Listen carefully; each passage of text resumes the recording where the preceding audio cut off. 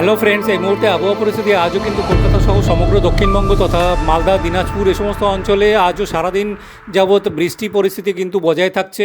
তবে আগামী আরও কয়েকদিন কিন্তু বৃষ্টির পরিস্থিতি এমনটাই চলবে বলে জানা যাচ্ছে।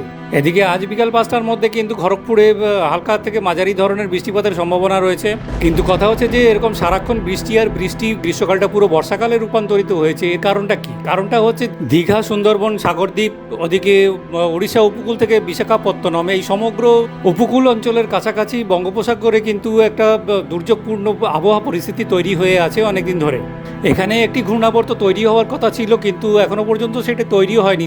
অর্থাৎ ঘূর্ণাবর্তটি কোনো একটি জায়গাতে সেন্ট্রালাইজড হতে পারেনি ঠিকই, আর হয়তো হবেও না আশা করি। তবে সমুদ্রগর্ভ থেকে উপকূল ছাড়িয়ে স্থলভূমির বিশাল একটি পরিসর জুড়ে কিন্তু এটি আবর্তিত হচ্ছে, যার ফলেই যত্রতত্র মেঘ জমছে এবং বৃষ্টি হচ্ছে, কখনো ভারী বৃষ্টি, কখনো হালকা মাঝারি বৃষ্টিপাত সারাদিন ধরে। এই মুহূর্তে আবহাওয়া পর্যালোচনা তাহলে এই পর্যন্তই। ফিরে আসবো পরের আপডেট নিয়ে। সবাই ভালো থাকবেন।